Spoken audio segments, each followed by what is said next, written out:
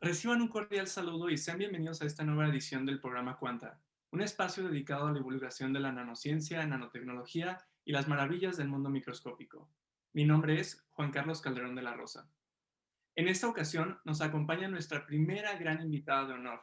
Doy la bienvenida a la doctora Alejandra Álvarez López. Es un honor que nos acompañe, doctora. Muchas gracias. Gracias a ti, Juan Carlos, por la invitación. Es un gusto estar aquí. La doctora Alejandra Álvarez estudió la licenciatura en bioquímica en el Instituto Tecnológico de Tepic, mientras que sus estudios de maestría y doctorado, ambos en electroquímica, fueron realizados en el Centro de Investigación y Desarrollo Tecnológico en Electroquímica, CIDETEC. Durante su trayectoria profesional, ha ocupado cargos destacados como coordinadora de la carrera de biotecnología y como responsable de numerosos proyectos enfocados principalmente en el área de las energías renovables. En la actualidad, se desempeña como profesora e investigadora en la Universidad Autónoma de Querétaro. La doctora Alejandra es miembro del Sistema Nacional de Investigadores y cuenta con la publicación de 21 artículos de investigación en revistas científicas nacionales, internacionales y de divulgación científica, 2 capítulos de libro y más de 40 tesinas dirigidas. Aunado a esto, se destaca también su asistencia a congresos nacionales e internacionales y una estancia en el extranjero. En esta emisión de Cuanta, la doctora Alejandra nos compartirá sobre su investigación titulada Influencia de la morfología de la sílice en las propiedades de las membranas compuestas de nafión. Para dar inicio a esta fascinante entrevista, me gustaría preguntarle, doctora, ¿en torno a qué gira su investigación? ¿Cuál es la premisa de la que se parte? Sí, Juan Carlos, te platico. La premisa con la que partimos es en torno precisamente a las energías renovables, ¿sí? Sabemos la búsqueda precisamente de nuevos combustibles, de nuevas alternativas para la generación de energía y ya no depender tanto de los combustibles fósiles como actualmente estamos. Esta investigación, bueno, no soy pionera, hay mucho atrás de esto. Nosotros nos enfocamos a algo muy, muy pequeño en esta ocasión, que son las celdas de combustible, ¿sí? Que forman parte de estas energías alternas o estas energías renovables. Increíble. Definitivamente, el área de las energías alternativas ha cobrado una gran importancia en los últimos años.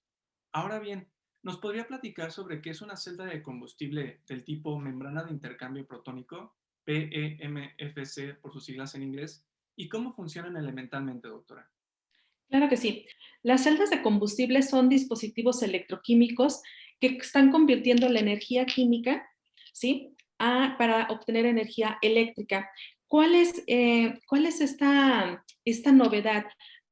Aquí la novedad es que estos dispositivos pues son altamente eficientes, ¿sí? Son amigables con el ambiente, que esa es una ventaja, y que solamente están generando electricidad al combinar dos combustibles, en este caso hidrógeno y oxígeno, ¿sí? Las celdas, a diferencia de lo que nosotros tenemos hoy en día, mientras tú estés aplicando este combustible, que es el hidrógeno, no hay necesidad de recargarlas, de desecharlas, siempre están funcionando y dándote energía, ¿no? ¿Cuáles son las ventajas de estas celdas de combustible? Bueno, ventajas son silenciosas, ¿sí?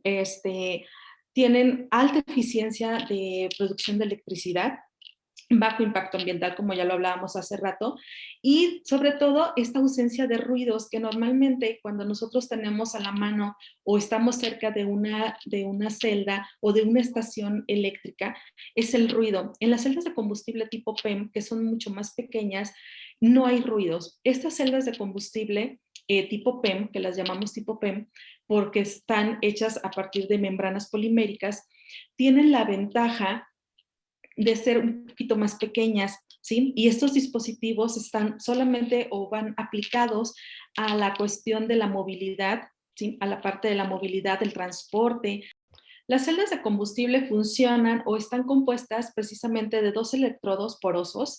En este caso, los electrodos porosos pues, son a partir de carbonos con carga de materiales metálicos o metales preciosos, por así decirlo. Los más utilizados pues, es el platino, ¿sí? Y entre ellos precisamente lleva esta membrana que hemos estado hablando y que mucho del trabajo de investigación se basa en esto. Esta membrana sirve Una para separar los electrodos, ánodo-cátodo, que por el lado del ánodo entra el combustible del hidrógeno, por el lado del cátodo entra el oxígeno, ¿sí? Entonces, cuando una vez que entra el combustible, en este caso el hidrógeno, es lo que hace ahí, reacciona con el platino. Acuérdense que son reacciones químicas, por lo tanto no ocupamos una energía extra, son reacciones espontáneas. Entonces, cuando entra al platino, el protón oxida el hidrógeno y deja pasar solamente los protones. Estos protones atraviesan la membrana, ¿sí? Para llegar al cátodo, unirse con el oxígeno y formar solamente agua, ¿sí? Agua y aire. Es lo único que una celda de combustible, en este caso, es lo que produce. No produce nada más, no hay una combustión, por lo tanto, es esta novedad o esta cuestión de que no hay una producción calorífica, no hay una combustión, no hay contaminantes extras cuando utilizamos las celdas de combustible. De acuerdo. Y conociendo ahora a más detalle estos dispositivos tan fenomenales que nos menciona, doctora, y conociendo un poco de cada uno de estos componentes, ¿cuál es la importancia de la membrana de intercambio protónico? Y también, ¿qué es una membrana de Nafión? Okay. La membrana de intercambio protónico, como su nombre lo dice, es la encargada de transportar los protones del ánodo al cátodo, como ya lo mencioné, pero también sirve como una barrera para que estos gases no se estén cruzando o estos gases reactantes no se crucen y haya un cortocircuito, ¿sí? También esta membrana sirve como sellado de nuestra celda, y ahí mismo en esta membrana se lleva a cabo lo que son los ensambles, el ensamble membrana-electrodo, ya que la membrana y el electrodo van pegados, ¿sí? Para que este transporte ayudarle de que no sea tan largo o el recorrido de las distancias no sea tan largo. Entonces hay que buscar en esta membrana, pues hay que buscar los espesores y que también tenga una alta conductividad protónica para que nos ayude que el transporte sea mucho más rápido de un lado del ánodo al cátodo. Nafión, ¿qué es el nafión? ¿Qué son estas membranas de nafión o este polímero del nafión? Bueno, el nafión es el principal polímero para la fabricación de membranas, ya es comercial. Sin embargo, pues se tiene esta contrariedad de que tiene un alto costo, ¿sí? Es muy, muy caro. Por lo tanto, hay que ir buscando soluciones. Esta membrana, ¿qué tiene o por qué es tan cara o por qué es tan buena? Bueno, ella tiene muy buenas propiedades, excelente estabilidad química, estabilidad térmica, ¿sí? Puede soportar los ataques químicos, ¿sí? Sin ningún problema. Otra de las cosas que tiene, bueno, este polímero, aparte de su estabilidad, está hecha a partir de una cadena de teflón y tiene en sus orillas o al final de la cadena estos grupos sulfónicos, ¿sí? Y estos grupos sulfónicos como colgantes, podríamos decirlos al final de la cadena, son los que me ayudan a transportar los protones. Se dice por ahí que van brincando de un grupo sulfónico a otro, ¿sí? Entonces, ella es la encargada de que pasen los protones del ánodo al cátodo, por eso es la importancia, ¿no? De acuerdo, doctora. Queda más que claro el papel indispensable que juegan este tipo de membranas en los sistemas que nos comenta. Y si le parece bien, antes de continuar hablando sobre su fascinante investigación, vamos a ir a un pequeño corte y regresamos a esta emisión de Cuanta.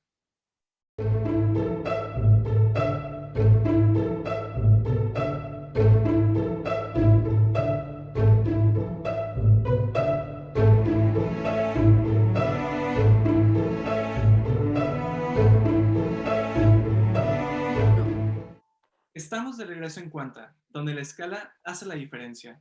Estamos hablando con la doctora Alejandra Álvarez, profesora e investigadora de la Facultad de Ingeniería de la Universidad Autónoma de Querétaro, y su proyecto titulado Influencia de la morfología de la sílice en las propiedades de las membranas compuestas de Nafión. Retomando, doctora, me gustaría preguntarle a qué retos se enfrentan los investigadores de esta área. ¿Qué soluciones se propusieron con su investigación?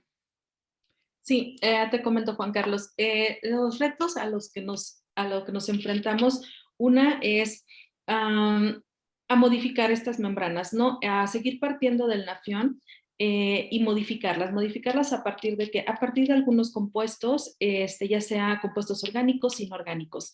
En esta investigación nosotros nos fuimos por compuestos inorgánicos.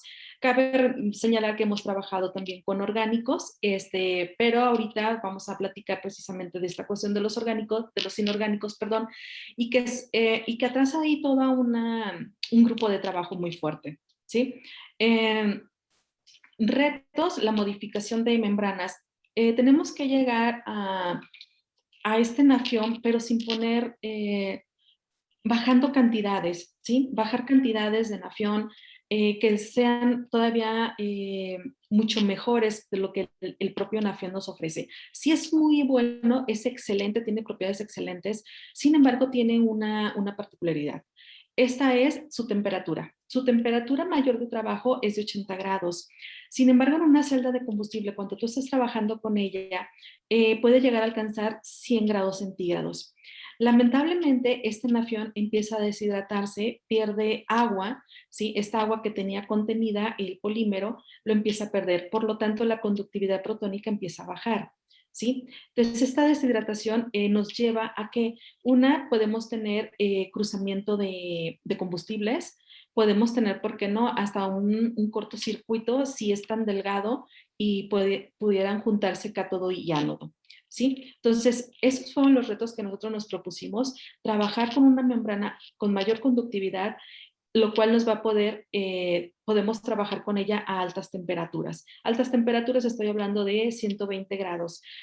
Por cuestiones de seguridad, pues no podemos trabajar en los laboratorios temperaturas mayores a 120, ¿sí? Pero ese es una de los retos, ¿no? Llegar a trabajar temperaturas mucho más altas y que nos dé una conductividad mayor que la del nafión propio. Doctora, y usted nos menciona que existe, si bien un panorama pues, de distintos materiales que se pueden utilizar, por ejemplo, orgánicos, pero en este caso, ¿ustedes por qué optaron por la incorporación de materiales basados en dióxido de silicio o sílice a las membranas de nafión? ¿Qué ventajas presenta frente a otros materiales? Sí, los óxidos de silicio nosotros los escogemos precisamente por esta naturalidad que tienen ellos a ser ácidos, ¿sí? Y que pudieran aportarnos la presencia de grupos OH. Estos grupos OH a nosotros en la membrana, ¿sí? Nos ayudan al transporte protónico y nos facilita la coordinación del agua, ¿sí? Los óxidos de silicio su síntesis es mucho más fácil de trabajar.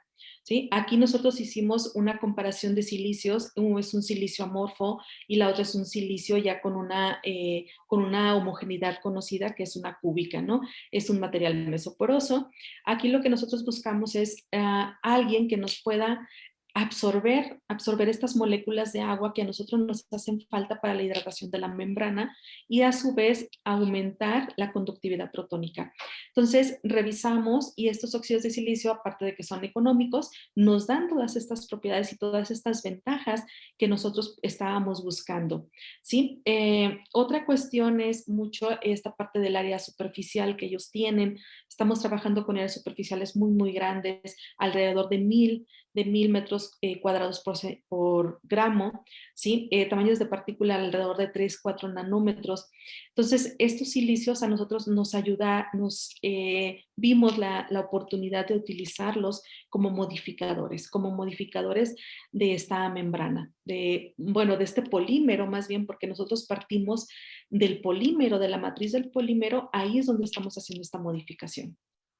Muy bien.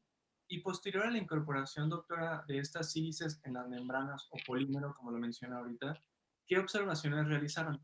¿Qué puntos clave hay que tener en cuenta o observar con más atención para evaluar el desempeño de estos compósitos generados? Bueno, algunas observaciones que nosotros tuvimos durante el desarrollo de esta investigación, una sí nos apuntaba a la conductividad protónica. Eso nosotros lo vimos al final cuando nosotros trabajamos ya en una celda ya establecida, completa, nosotros nos damos cuenta de que estos materiales nos aumenta la conductividad protónica. Podemos trabajar a 120 grados centígrados. En la estancia que se realizó durante esta investigación, en el laboratorio donde estuvimos realizando los experimentos, podíamos trabajar a 140 grados. Entonces, pudimos observar que las membranas modificadas, sobre todo con esta sílice modificada o mesoporosa, por así llamarla, SBA16, nos dejaba o nos permitía trabajar a 145 grados centígrados. O sea, la verdad es bastante eficiente esta modificación. Nos aumentó la densidad de potencia, estábamos hablando a partir de 500 miliwatts por centímetro cuadrado, cuando una membrana Nafion comercial nos da alrededor de 120 miliwatts por centímetro cuadrado. Entonces, que nosotros pudimos observar que estas sílices nos ayudan a la retención de agua o de grupos protónicos y que no los deja salir muy fácilmente, ¿sí? Porque, por ejemplo, el nafión lo desprende, llega a los 80 grados y desprende completamente su agua. Entonces, nosotros con estos modificadores nos ayudamos a la membrana a que pudiera soportar temperaturas mucho más altas. Excelente, muchas gracias. Y una vez hechas estas observaciones y su correspondiente análisis de resultados, ¿qué pudieron concluir, doctora? ¿Cuál es el panorama futuro de esta investigación? Y yo creo que también nos podría interesar cómo beneficiaría a la sociedad en general, porque yo creo que el uso de energías alternativas, además de que ya es una exigencia para los años en los que vivimos, también ya lo podemos empezar a ver cada vez de una manera más tangible, pues en el mundo real, ¿no? Por así decirlo.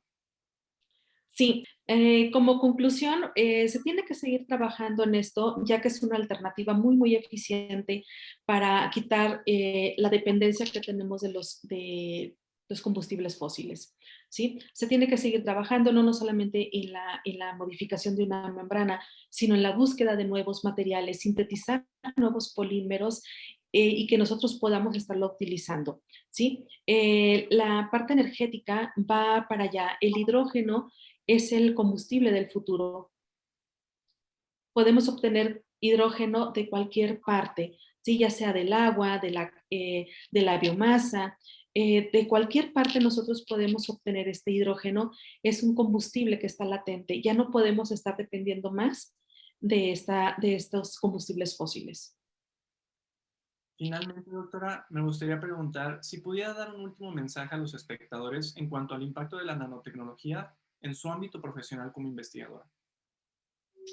Bueno, y las celdas de combustible sí vienen a ayudarnos con esta cuestión energética, pero no hay que perder de vista que las celdas de combustible de intercambio protónico son amigables con el ambiente, no contaminamos, no hay una combustión, no hay un desprendimiento de calor, ¿sí? Por lo tanto, tenemos que buscar estas formas de generar energía de manera diferente, sobre todo por el futuro que tenemos. Finalmente, doctora, me gustaría preguntar si pudiera dar un último mensaje a los espectadores en cuanto al impacto de la nanotecnología en su ámbito profesional como investigadora. Claro que sí, Juan Carlos. El mundo de la tecnología es bastante amplio. En los últimos años ha venido un crecimiento enorme a nivel mundial. ¿Sí? Lo podemos encontrar estas aplicaciones en la salud, en la parte ambiental, en la parte energética, ya hablamos ahorita, está la búsqueda de nuevos materiales y que también, ¿por qué no buscarla en la parte nano? Porque si bien nosotros trabajamos con polímeros, pero nuestros modificadores tienen que ser tamaño nano, estas partículas tienen que ser tamaño nanométrico, porque si no tendríamos ahí un problema de bloqueo de canales en los mismos polímeros. Nosotros ahorita estamos viendo esta parte de la nanotecnología aplicada en las ciencias de la salud. ¿Sí? Y creo que ahí nosotros, como nanotecnólogos, y me incluyo por estar dentro de esta carrera, tenemos que buscar nuevas soluciones y que los invito a la sociedad, invito a los alumnos a que pregunten, a que se unan con nosotros a realizar nuevas búsquedas. Creo que nosotros como investigadores de la licenciatura en Ingeniería en Nanotecnología estamos abiertos, nuestros laboratorios están abiertos a ustedes como estudiantes, para que vengan, pregunten qué les gustaría conocer, qué les gustaría, ¿por qué no? sintetizar nuevos materiales, modificar nuevos materiales. Los invito a que la nanotecnología sea para ustedes el mundo del mañana. Agradecemos mucho a la doctora Alejandra Álvarez por esta interesante charla y por tomarse el tiempo para compartirla con nosotros. Todo lo contrario, muchas gracias Juan Carlos por este espacio que me permiten. Sandra y a la doctora Sandra Guerrero, gracias por invitarme. Y quiero agradecer también a la parte que está atrás de mí, ¿no? A este cuerpo de investigación que yo tengo atrás y que sin ellos pues no pudiera haber sido realizado toda esta investigación y que seguimos trabajando en ello. Muchas gracias por la invitación. Deseamos para usted y su equipo todos los éxitos y que pronto pueda compartir nuevos avances con nosotros en su espacio. Soy Juan Carlos Calderón de la Rosa y los esperamos en la próxima emisión de Cuenta, donde la escala hace la diferencia. Gracias por acompañarnos. Hasta pronto.